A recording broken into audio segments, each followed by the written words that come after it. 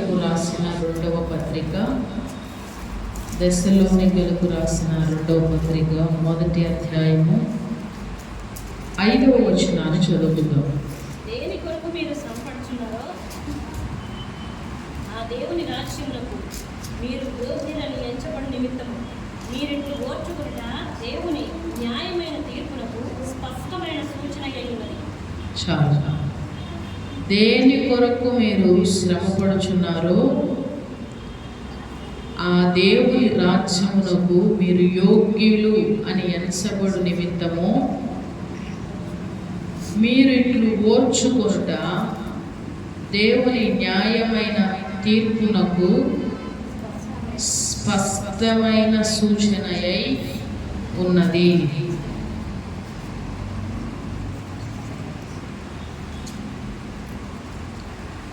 దేని కొరకు మీరు శ్రమ పడుతున్నారో ఆ దేవుని రాజ్యమునకు మీరు యోగ్యులని ఎంచబడు నిమిత్తము. మనం శ్రమ పడుచున్నాము ఈ లోకంలో మనం శ్రమ పడుచున్నాం. మనం ఎందు నిమిత్తం శ్రమ పడుచున్నామంటే ఆ రాజ్యమునకు యోగ్యులు అని ఎంచబడు నిమిత్తము శ్రమ పడుతున్నాం. ఈ లోకంలో యోగ్యులు అని ఎంచబడేదానికి శ్రమ పడవలసిన అవసరం లేదు. ఈ లోకంలో మనం గొప్పవారము అని సెలెక్ట్ చేయబడడానికి శ్రమ అవసరం లేదు. ఆ రాజ్యంలో, ఆ నిత్య రాజ్యంలో వీరు యోగ్యులు అని, ఆ రాజ్యంలో ఉండేదానికి మనం యోగ్యులు అని పిలువబడాలంటే ఈ లోకంలో మనము శ్రమ పడాలి. ఈ శ్రమ దేని కొరకు వస్తుంది, దేని కొరకు శ్రమ పడుతున్నాము అని అంటే దేవుని రాజ్యంలో మనం యోగ్యులు అని ఎంచబడేదాని కొరకు. ఒక దినమున ప్రభు వస్తాడు. ఆయన వచ్చినప్పుడు మనం అందరం కూడా ఆయన దగ్గరికి వెళ్తాం, అందరం ఎత్తపడతాం.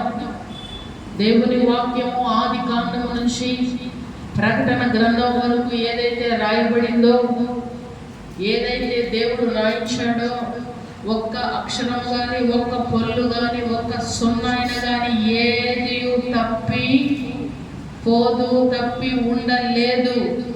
అనాది కాలము నుండి కూడా దేవుడు తన ప్రవక్తల ద్వారా ఏదైతే దేవుడు మాట్లాడాడో, ఏదైతే దేవుడు సెలవిచ్చాడో, ఏదైతే దేవుడు పలికించాడో, ఏదైతే ఆయన ఇలా జరుగుతుందని చెప్పాడో అలాగనే ఇప్పటి వరకు జరుగుతూ వచ్చింది, జరుగుతూ ఉన్నది, ఇక ముందు కూడా జరగబోతున్నది. కనుక ఈ లోకంలో మనం జీవించినంత కాలము మనం గుర్తుపెట్టుకోవాల్సింది ఏంటి తెలుసా? మనకు ఈ లోకము శాశ్వతం కాదు. మనకు ఈ లోకము శాశ్వతం కాదు. మనకు పరలోకం అనేది, నిత్యరాజ్యం అనేది శాశ్వతమైనది. ఈ లోకం మట్టికే మనం జీవించిన ఎడల, ఈ లోకంలో బ్రతకడం కోసమే మనం జీవించిన ఎడల మనకి ఏమి ప్రయోజనం? ఈ లోకంలో బ్రతికేదానికే దేవుడిని నమ్ముకోవాల్సిన అవసరం లేదు. దేవుడు అన్యులకు బిడ్డలు ఇస్తున్నాడు, మనకు బిడ్డలు ఇస్తున్నాడు. వారికి ఆహారం ఇస్తున్నాడు, మనకి ఆహారం ఇస్తున్నాడు. వారిని కాపాడేది ఎవరు? వారిని పోషించేది ఎవరు? వారిని సంరక్షించేది ఎవరు? దేవుడే. దేవుడు మంచివారికి చెడ్డవారికి కూడా ఆహారం పెడుతున్నాడు. మంచివారి మీద చెడ్డవారి మీద కూడా వర్షాన్ని కురిపిస్తున్నాడు. అందరి మీద ఆయన ఈక్వల్గా ప్రేమ చూపిస్తూ ఉన్నాడు. అయితే ఆయన ప్రేమ చూపిస్తూ ఉన్నాడు, అన్నిటినీ ఇస్తూ ఉన్నాడు. అయితే ఎవరైతే ఆయనను గుర్తుపట్టి ఆయన్ని వెంబడిస్తారో, ఎవరైతే ఆయనను పోలి నడుచుకుంటారో, ఆయన రాజ్యం కొరకు స్థిరపరచబడతారో, ఆయన వెంబడిస్తారో, అటువంటి వారి కొరకు దేవుడు అక్కడ నిత్య రాజ్యాన్ని సిద్ధపరిచాడు. ఆ రాజ్యానికి వెళ్ళే నిమిత్తం మనం ఈ లోకంలో బ్రతకాలంట. హల్లెలూయా, హల్లెలూయా. దేని కొరకు మీరు శ్రమ పడుతున్నారు? దేని కొరకు మీరు శ్రమ పడుతున్నారు? శ్రమ అంటే సహించుట. శ్రమ అంటే ప్రతి విధమైన హింసలో, ప్రతి విధమైన కష్టంలో ప్రతి విధమైనటువంటి ఇబ్బందికరమైన పరిస్థితులలో మనం సహించుట, శ్రమపడుట. ఎవరికి శ్రమ పడాలని ఉంటుంది చెప్పండి? ఎవరికైనా శ్రమ పడాలని ఉంటుందా? ఎవరికైనా ఇబ్బంది పడాలని ఉంటుందా? ఎవరికైనా నిందలు పడాలని ఉంటుందా? ఎవరికైనా అవమానం సహించాలని ఉంటుందా? రాళ్ళ చేత కొట్టించుకోవాలని ఉంటుందా? నీవు దేవుడు కాదు అని చెప్పడం ఎంత ఈజీ. దేవుడు కాదు అని చెప్తే వాళ్ళు మనం కొట్టరు.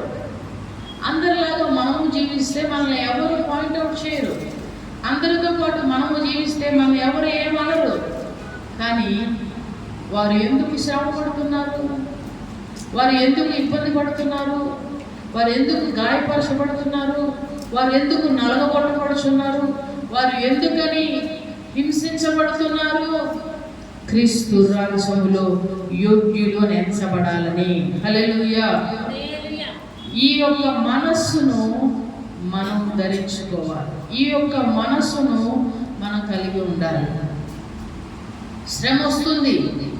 క్రైస్తవ జీవితంలో ఎన్నో రకాలైన శ్రమలు వస్తాయి, ఎన్నో రకాలైన ఇబ్బందులు వస్తాయి, ఎన్నో రకాలైన పరిస్థితులు వస్తాయి. మనకే రాలేదు, మన ముందున్న వారికి వచ్చాయి, మన తరంలో ఉన్న వారికి వచ్చాయి. మన ముందున్న తరములన్నిటిలో నుండి కూడా, మొదటి నుండి కూడా హింసలు, బాధలు, కష్టాలు, ఈ శ్రమలు వస్తూనే ఉన్నాయి. కానీ వాటన్నిటిని తట్టుకుని నిలబడి స్థిరపరచబడినవారు చనిపోయి ప్రభు దగ్గరికి వెళ్ళినప్పుడు ప్రభు వారిని చూసి ఏమంటాడు తెలుసా? వీరు ఈ రాజ్యంలోనికి రావడానికి, ఈ రాజ్యంలో ఉండడానికి వీరు యోగ్యులు. వీరు యోగ్యులు అనగా వీరు అర్హత కలిగిన వారు. భూమి మీద శ్రమ పడకుండా, ఏ శ్రమ లేకుండా, ఏ ఇబ్బంది లేకుండా, ఏ కష్టము లేకుండా, ఏదీ లేకుండా అన్నీ నాకు నచ్చినట్లుగా, మనకు నచ్చినట్లుగా మనం చేసుకుంటా నేను ఆ రాజ్యానికి వెళ్ళిపోవాలంటే అసాధ్యం. ఎందుకని? చాలామంది సేవకులు శ్రమ పడుతున్నారు, చాలామంది విశ్వాసులు నలుగుతున్నారు. ఎందుకని? ప్రభు కొరకు కష్టపడుతున్నారంటే దేవుని రాజ్యానికి మనం యోగ్యులుగా ఎంచబడు నిమిత్తము ఓర్చుకుంటున్నారట. ఏం చేస్తున్నారు చెప్పండి? ఓర్చుకుంటున్నారు. ఇలా ఓర్చుకోవటం అనేది దేవుని న్యాయమైన తీర్పుకు స్పష్టమైన సూచన. అంటే ఏమిటి? మనం ఓర్చుకుని ఏం చేస్తాం తెలుసా? ఆయన తీర్పుకు అప్పచెప్తున్నాం. మనం ఓర్చుకుని ఆయన తీర్పుకు అప్పచెప్తున్నాం. మనం ఓర్చుకోకపోతే ఏమవుతుంది? మనం ఓర్చుకోకపోతే మనమే చూపిస్తాం. మనం ఓర్చుకోకపోతే, మనం సహించకపోతే మనమే రియాక్ట్ అవుతాం. కానీ మనం ఓర్చుకోకుండా దేని నిమిత్తం అంటే ఆయనకు అప్పచెప్పినప్పుడు ఆయన దగ్గర న్యాయమైన తీర్పు ఉంటుందంట. ఏ తీర్పు ఉంటుంది చెప్పండి? న్యాయమైన తీర్పుకి సూచన. ఓర్చుకొనుట అనేది న్యాయమైన తీర్పుకు సూచన. సహిస్తే ఏమొస్తుంది ఉపయోగం అని అంటే, మనం ఈ లోకంలో మనం ఏదైనా సరే ప్రతీకారం తీర్చుకోవాలంటే అది కొద్దిగానే ఉంటుంది. మన ప్రతీకారం కొంచెమే ఉంటుంది. కానీ దేవుని న్యాయమైన తీర్పు, న్యాయాధిపతి నిలిచిన వేళ, న్యాయం తీర్చేవాడు నిలబడినప్పుడు, అన్యాయం చేసిన వారు ఎవరైనా ఆయన తీర్పు ఎదుట నిలవలేరు కదా.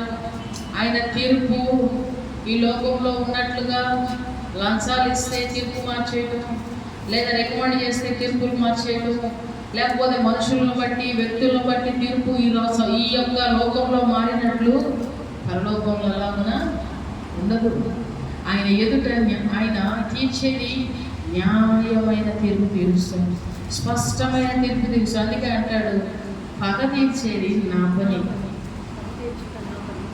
ఆ న్యాయమైన తీర్పు రోజున జరుగుతుంది. అది మీకు మీరే పగ తీర్చేదానికి మీరు ప్రయత్నాలు చెయ్యొద్దు. విన్నారా? సరే. వినలేదా? ఊడ్చుకోనండి, సహించండి. ఈ లోకంలోనే మనం పగ తీర్చుకున్నట్లయితే మనం దేవునికి అవకాశం ఇవ్వని వారం అయిపోతాం. దేవునికి అవకాశం ఇవ్వని వారం అయిపోతాం. కనుక ప్రభు అంటున్నాడు, మనము దేని కొరకైతే శ్రమ పడుతున్నామో ఆ రాజ్యానికి మనం యోగ్యులని ఎంచబడేటట్లు ఓర్చుకోవాలి.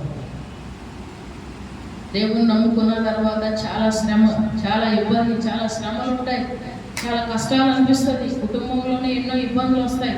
కుటుంబంలోనే ఎంతో శ్రమ, ఎంతో ఓపిక కలిగి జీవించాల్సి వస్తుంది. క్రీస్తుని వెంబడించడం అంటే మామూలు విషయం కాదు. క్రీస్తుని వెంబడించడం అంటే అంతా హ్యాపీగా, సరదాగా, సంతోషంగా ఉంటే అందరూ వెంబడిస్తారు కదా. దేవుణ్ణి వెంబడించడం అనేది సులువు కాదు అని అనుకుంటాం, కానీ ప్రభు అంటాడు, నా కాడి చాలా సులువే, నా కాడి చాలా తేలిక. మనుషులు ఒక రకమైన పద్ధతికి అలవాటైపోయి దేవుని కాడి, దేవుని యొక్క మార్గాలను కష్టతరంగా ఎంచుకుంటున్నారు. ప్రజలు చాలా కష్టంగా ఎంచుకుంటున్నారు. అందుకని దెస్సలోనికలకు, ఆ సంఘానికి అపోస్తులైన పౌలు గారు ఆ సంఘం గురించి ఒక చక్కని మాట చెప్తున్నారు. మీరు శ్రమ పడుతున్నారని నాకు తెలుసు, మీరు శ్రమ పొందుతూ ప్రేమ చూపిస్తున్నారు, మీరు గాయపరచబడుతూ, మీరు బాధించబడుతూ, మీరు హింసించబడుతూ, మీ శ్రమలో మీరు విశ్వాసాన్ని కనపరుస్తున్నారు. ఏం కనపరుస్తున్నారు చెప్పండి? శ్రమలో ఏం కనపరుస్తున్నారు? శ్రమ వద్దు. ఈరోజు చాలా మంది ఏమొద్దు? శ్రమ వద్దు, ఏది వద్దు. శ్రమ లేకుండా పరలోకం ఎట్లా వెళ్ళిపోతుందండి? ఎలా వెళ్ళిపోతారని అనుకుంటున్నారు అసలు చాలామంది. శ్రమ అంటే ఏమిటి? శ్రమ అంటే అనుకుంటారు, అనారోగ్యం, నాకు మాత్రం అనారోగ్యం వచ్చింది, శ్రమ, ఇది ఒక్కటే శ్రమ అనుకుంటారు. అనారోగ్యం వస్తే అదొక్కటే శ్రమ. మనతో ఉన్నవాడు మనల్ని పొడుస్తాడు, అదొక శ్రమ. మనతో ఉన్నవారే మనకు గోతులు తవ్వుతారు, అదొక శ్రమ. మనపై నిందలు వేస్తారు, అదొక శ్రమ. మనల్ని అవమానిస్తారు, అదొక శ్రమ. ఈ శ్రమ నీలో విశ్వాసాన్ని బలహీనం చేయకూడదు, నీలో విశ్వాసాన్ని ఇంకా స్థిరపరచాలి. హల్లెలూయా. ఆ సంఘంకున్న ఒక మంచి లక్షణం ఏంటి తెలుసా? శ్రమలో వారు విశ్వాసాన్ని కనపరుస్తున్నారట. శ్రమలో ఎగిరిపోయే సంఘాలు చాలా ఉన్నాయి. చిన్న శ్రమ వస్తే ఒక ఆయన అంటున్నాడు, మాకు ఇది కాదు, మేము 20 చర్చిల్లో తిరిగినామని అంటున్నాడు. ఇంకో 10 తిరిగినా నష్టం ఏం లేదు. మాకు శ్రమ వద్దు, మేము సహించాం, మేము భరించాం, మాకు ఓర్పు లేదు. పైకి భక్తిగా, లోపల దేన్ని సహించం, ఏది భరించం, ఏది ఓర్చుకోం. ఎలా దేవుని రాజ్యానికి మీరు చేరగలుగుతారు? ఈ లోకంలో ఉన్నవారు, వారికి ఏదైనా నింద వస్తే, ఏదైనా అవమానం జరిగితే వెంటనే కోర్టుకు వెళ్తారు, వెంటనే కేసులకు వెళ్తారు, వెంటనే. కానీ మన ప్రభు చిత్తానికి అప్పచెప్పుకోలేము. కొంచెం కూడా ఓర్చుకునేవారు లేరు, అంతదాకా పోవలసిన కొద్దిగా కూడా సహించేవారు లేరు. దేవుని రాజ్యం అనేది మాటలతో కాదు, శక్తితో ఉన్నది. హల్లెలూయా. మాటలు ఎవరైనా మాట్లాడతారు, మాటలు ఎవరైనా పలుకుతారు, మాటలు ఎవరైనా ఎవరిని నిలబెట్టి దీనిలో ఉన్నది చదివి చెప్పమంటే అందరూ మాట్లాడతారు. అందరూ చెప్పగలిగిన వాళ్ళు, నాకు మించి చెప్పగలుగుతారు. నేను సరిపోను ఎవరైనా మాట్లాడితే. మాటలు కాదు, దేవుని రాజ్యము శక్తితో ఉన్నది. అందుకని అక్కడ అంటాడు, నేను మీ వద్దకు బెత్తంతో రావాలా అంటాడు. బెత్తంతో రావాలా మీ వద్దకు? శక్తితో ఉన్నది, శక్తితో జీవించాలి. మాటలు చెప్పేదానికి కాదు. మాటలతో అయితే ఏముంది? కల్లబొల్లి మాటలు, గారడీ మాటలు చేస్తే ప్రజలందరూ వెంబడిస్తారు. గారడీ మాటల వలన ప్రయోజనం లేదు. నిజమైన అది ఏంటి? దాన్ని వెంబడించి సత్యమునకు మన హృదయాన్ని లోపరిచి దాన్ని వాక్యానుసారంగా మనం నడుచడానికి మన హృదయానికి మనం ప్రాక్టీస్ చేయాలి, అభ్యాసం చేయాలి. ఎప్పుడు మన దేహానికి మొదటిసారి ఎక్సర్సైజ్ చేసినప్పుడు బాడీ అంతా ఏమనిపిస్తుంది? బాడీ పెయిన్స్ వస్తాయి, విపరీతమైన పెయిన్స్ వస్తాయి. సెకండ్ టైం నువ్వు చేయాల్సి వచ్చినప్పుడు స్టార్ట్ చేస్తాం కానీ చేయలేదు, విపరీతంగా నొప్పులు వచ్చేస్తాయి. రెండోసారి అలాగే ఓపికగా చేస్తాం, మూడోసారి అలా ఓపికగా చేస్తాం. తర్వాత నాలుగోసారి, ఐదోసారికి ఏమైపోతుంది? మన దేహానికి అలవాటు అయిపోతుంది. మొదటిసారి కష్టం అనిపిస్తుంది, ఐదోసారి తర్వాత మన దేహం అలవాటు అవుతుంది. మొదటిసారి బాధ అనిపిస్తుంది, మొదటిసారి ఇబ్బంది అనిపిస్తుంది, మొదటిసారి కష్టం అనిపిస్తుంది. మన హృదయానికి మనం అభ్యాసం చేసినప్పుడు అభ్యాసం చేయాలంట. ఏం చేయాలి చెప్పండి? మన దేహానికి ఎక్సర్సైజ్లు అభ్యాసం చేస్తున్నట్లే మన హృదయానికి కూడా శ్రమ పడటం అనేది అభ్యాసం చేయాలి. శ్రమ పడటం అభ్యాసం చేయాలి. ఎప్పుడు ఒకటే రీతిగా మన దేహాన్ని సుఖపెట్టడమే అభ్యాసం చేస్తే చిన్న ఇంజెక్షన్ ఇచ్చిన పెద్దగా ఆగేస్తారు. ఏ నొప్పి తగలకుండా దేహాన్ని కాపాడుకుంటూ దేహాన్ని చాలా చక్కగా నడిపించుకునే వారికి ఇంజెక్షన్ అనగానే ఏమవుతుంది? భయపడిపోతాడు. ఇంజెక్షన్ చిన్న సూది. చూడండి, కష్టపడి పనిచేసే వారికి ఇంజెక్షన్ అట్లా వెళ్ళి ఇలా కూర్చొని చేసుకుని వస్తారు. వాళ్ళకి నొప్పి లేదా? వారి దేహానికి శ్రమ పడటం అనేది వారు అభ్యాసం చేశారు కనుక ఈ చిన్న ఇంజెక్షన్ పెయిన్ వారిని కేకలేసే అంతగా బాధించదు. అదే లోపల ఉండి ఏ నొప్పి తగలకుండా ఉన్న వారిని తీసుకెళ్ళి ఇంజెక్షన్ చూపిస్తేనే, సూదిని చూస్తేనే భయపడిపోతారు. ఇలా పొడిస్తే పెద్ద కేకలేసేవారు. చిన్న శ్రమ తగిలితే పెద్దగా గాయపరిచిపోతారు, పెద్దగా బాధపడిపోతారు, పెద్దగా ఇబ్బంది పడిపోతారు. జీవితంలో మనము దేవుని రాజ్యం నిమిత్తం శ్రమ పడుతున్నాం, శ్రమ పడాలి. ఎందుకు తెలుసా? ఈ లోకంలో యోగ్యులని, దేవుని రాజ్యానికి యోగ్యులని ఎంచబడి నిమిత్తం అంటే ఈ లోకంలో యోగ్యులని ఎంచుతారా? ఈ లోకంలో యోగ్యులని ఎంచరు. ఎవరు యోగ్యులని ఎంచరు. మనం ప్రయాసపడుతున్నది, మనం కష్టపడుతున్నది ఈ లోకంలో యోగ్యులని ఎంచబడేదానికి కాదు, పరలోకంలో యోగ్యులని ఎంచబడు నిమిత్తము. పరలోకములో యోగ్యులను ఎంచబడు నిమిత్తము. ఈ లోకంలో మనం శ్రమ పడుతున్నాం, శ్రమ పడాలి. ఈ శ్రమ మనకు ఒక అభ్యాసం అవ్వాలి. సుఖం అనేది అభ్యాసం కాకూడదు. జీవితంలో మన దేహాన్ని ఎంతగా అయితే మనం నలగొడతామో అది అంతగా నలిగి బెండ్ అవుతుందండి. ఎప్పుడు కూడా చూసుకోండి, మన దేహాన్ని మనం ఎంతగా అయితే శ్రమ పెడతామో అంత స్ట్రాంగ్గా ఉంటుంది. దేహానికి ఎంత సుఖమిస్తామో అంత సుకుమారం అయిపోతుంది దేహం అంతా, బాడీ అంతా కూడా. కాసేపు కూర్చున్నా కూర్చోలేము, కాసేపు పడుకున్నా ఎక్కువసేపు పడుకోలేము. ఎక్కడ కూర్చున్న దేహం అంతా రకరకాల పెయిన్స్తో ఇబ్బంది పడిపోతాం. కారణం ఏంటి? సుఖం అలవాటు చేస్తాం. మన హృదయానికి కూడా ఎప్పుడు ఆశీర్వాదం, దీవెన, సంతోషమే మన హృదయానికి మనం అభ్యాసం చేస్తున్నాం. ఓర్చుకోవటం, సహించుకోవటం, హింసను భరించటం, శ్రమను తట్టుకోవటం అనేది మనం అభ్యాసం చేయకపోతే ఆ పరలోక రాజ్యానికి ఎంటర్ అవ్వాలంటే ఇవి గుమ్మాలై ఉన్నాయి. హల్లెలూయా. ఈ గుమ్మాల గుండా మనం వెళ్ళాలి. దేవుని న్యాయమైన స్పష్టమైన తీర్పునకు మనం ఓర్చుకుంటే అనేది సూచనగా ఉండదండి. అందుకని మీరు ఆ పై వాక్యంలో 4వ వచనంలో ఉంటుంది, మీ హింసలన్నిటిలోనూ మీరు సహించుచున్న శ్రమలలోనూ మీ ఓర్పును విశ్వాసమును చూచి మేము దేవుని సంఘములలో మీ యందు అతిశయపడుచున్నాం. మీ హింసలన్నిటిలో ఏంటంటే మీ హింసలు. వాళ్ళు ఎవరండి? దశలోనిక సంఘం. ఆ సంఘానికి హింసలు వచ్చాయి. హింస అనే పేరు దేనికి పెడతాం? హింస, హింసించబడటం అంటే ఏంటి? ఒక టార్చర్ చేయబడతాం, చాలా గాయపరచబడతాం, చాలా బాధాకరమైన పరిస్థితి. ఒక హింస అని ఉంది అక్కడ. హింసలన్నిటిలోనూ